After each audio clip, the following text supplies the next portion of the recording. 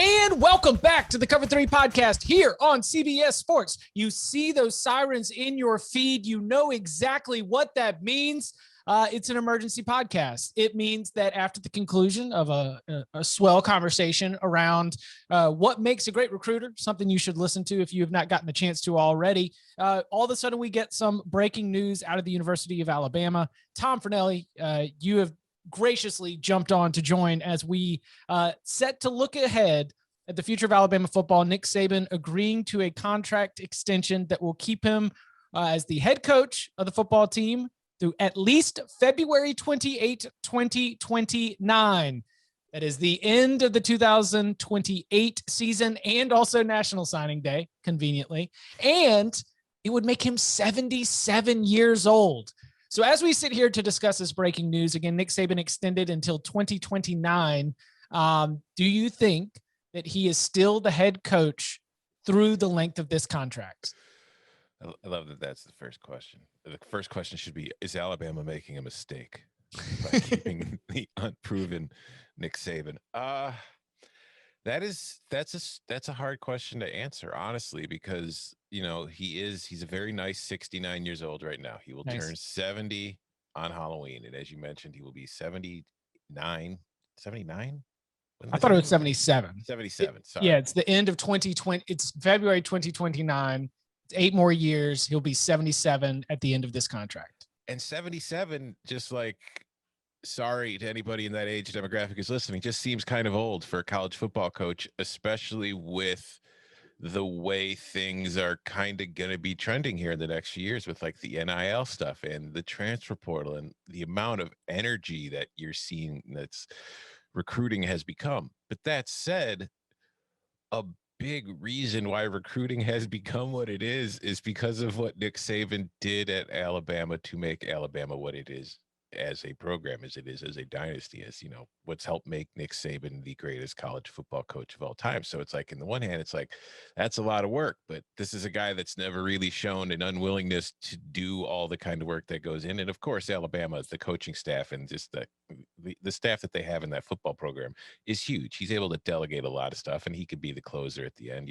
We always see those pictures on social media of like the recruits on official visits posing with Saban in his office with all those title rings and all that stuff out. So I'm sure he's still going to serve that purpose, but man, that's a long time from now, Chip. And again, he's going to be 77 at the end of it. But we've seen like Bobby Bowden coached into his 80s. Joe Paterno coached into his 80s. Coach K just announced his retirement right now. He's 75? 75.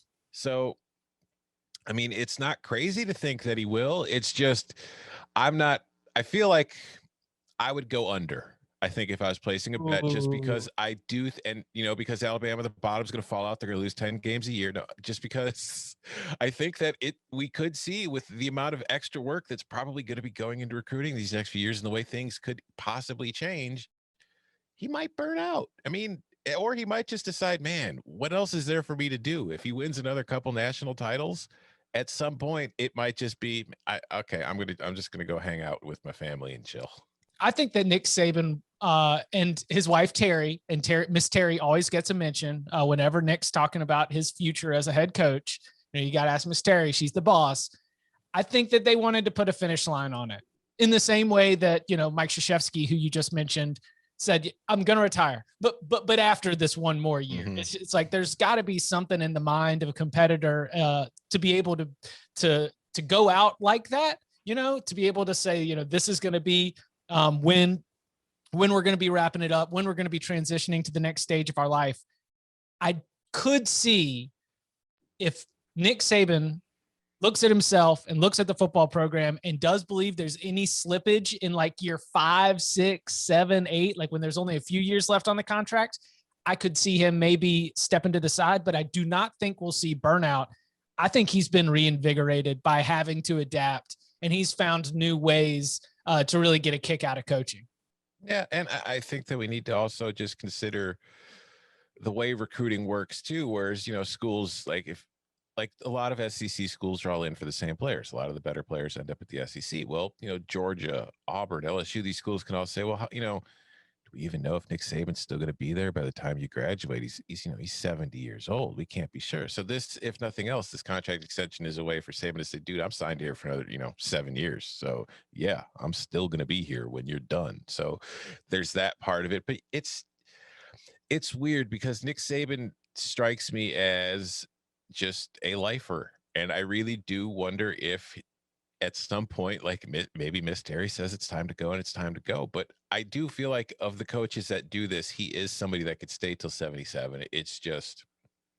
Well, he looks young for his age. And when you see him interact with these players, and, one of the things about living in the world of Alabama football ruling all in the entire sport is we do get a lot of those behind the scenes access shows and ESPN features.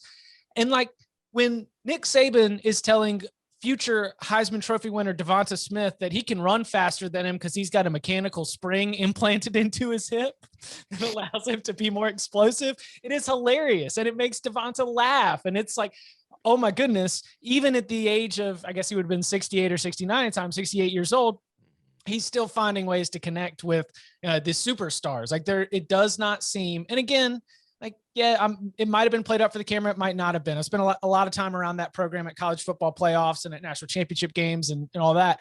I don't think that Nick Saban is inauthentic with his players, and I think his players would see right through it. So I kind of think he wanted to set this finish line. I'm going to say he plays it out, and then he gets like the farewell tour in the 2028 season, and then just absolutely gets to go out his way. So how many more seasons is this then? We're adding on 8. It's an 8-year deal, right? Yeah, it's 8 more years beyond from now. It adds 3 years to what he had existing left on his contract. Oh, and for the people that are into the money, it's a base of $8.425 million for the current contract year, and it will increase annually all the way through. Wow, I hope he can. I don't know how he's going to feed the family. Okay, so if there's 8 more years and he coaches all the way through it, how many more national titles is he winning? Where are we setting the over-under on that? 2.5. Where would you go? I'll go over. I've decided. That's so messed up. I've decided he's going to get 3 more. That's ridiculous to think about. And that's jumping on the other side of the fact that he's done 6 in the last 12. Yeah. Because that run is the one where, okay, you can't, that's not sustainable. But I do think that he could get 3 out of the next. That's 3 of 8. 3 of 8. 50%, you're out of your damn mind. 43%, yeah, that's easy. That's nothing. Whatever. Yeah, I think 2 or 3. I would set it at 2.5 because I think he's going to win 2 or 3 more if he coaches out this contract. Yeah, no, it's hard. It would be hard to take that under. That's for sure. But that's why the man is getting contract extensions until he's 77 years old. I'm not trying to rip this from our good friends Matt Norlander and Gary Parrish, but I'm going to hit you with the trivia time. Download the Eye on College Basketball podcast. Do you know how many games since the start of the 2008 season that Alabama has played that have not had national title implications? So we throw out the 07 season where they took some losses in Saban's first year. Since the start of 08, there have been 154 games, and Alabama has had national title chances in all but how many? Like 2? It's 3, and they were all in the 2010 season. 2010, yeah, because they lost 3 games, but it's like that first one, if they hadn't lost, though, didn't they still have national title implications until they lost? It's the it's the last 3 regular season games. It's 151 of 154 times that Alabama has been on the field since 2008. They have been playing potentially for the national title. That's ridiculous. Yeah, that's why it's going to be 3 out of 8, not 2 out of 8. It's because 5. They're just always playing for it. And the fact that he's been able to reboot, himself and be able to take on new approaches, new philosophies. He's talked about this a lot. We've talked about this a lot. If you are to look at the current makeup of the SEC, does this news all of a sudden change your calculus on how long you're willing to wait for a Jimbo Fisher or an Ed Orgeron or like some of the other coaches in that division, even a Kirby Smart at Georgia? If you were trying to think like, hey, we're just going to wait it out till Saban retires and then we'll be ready to go, How does this news change your calculations on that? Oh man, a lot of coaches this morning woke up like, damn it. I don't think you could have hoped, like, if you're Jimbo Fisher at Texas A&M, maybe you had the idea that, all right, we just want to be in a position, we're going to build to this, so that way when he does step down, we're ready to step in and take over. If you're Georgia, you could have had maybe that same kind of thought process, but this kind of throws a monkey wrench in that. So I don't know if there's any coach in the SEC who was truly planning on, the timing of it being for when Saban's gone, we could take over. But I think that's always in the back of your mind. So I think that you just got to keep doing what you're doing, because that's really all it is. Like, because even after Saban steps down, as great as he is with the thing that he's got in place there, you have to think that Bama's still going to be pretty good with whoever they hired to replace him. So you're still got to be competing with Alabama. You're still going to have to contend with the amount of talent and that roster is going to have and going to continue to have, simply because the brand will continue to be appealing to every single kid growing up playing football right now. For the next 20 years, Alabama's still going to be, in their minds, one of the top programs in the country, even if they kind of start falling off now. So you still have to contend with that. So I don't think it's that big of an impact, but I do think that, yeah, a lot of SEC coaches are just like, damn it, damn it, damn it, I'm going to get fired because of this. No, if you're another SEC coach, you're waiting for the era after Nick Saban, because then you can be Utah or Arizona State. That's why Billy Napier Oklahoma. Keeps saying no. Yeah, I mean, it's like Napier's waiting for Saban to retire, and then he'll take an SEC job.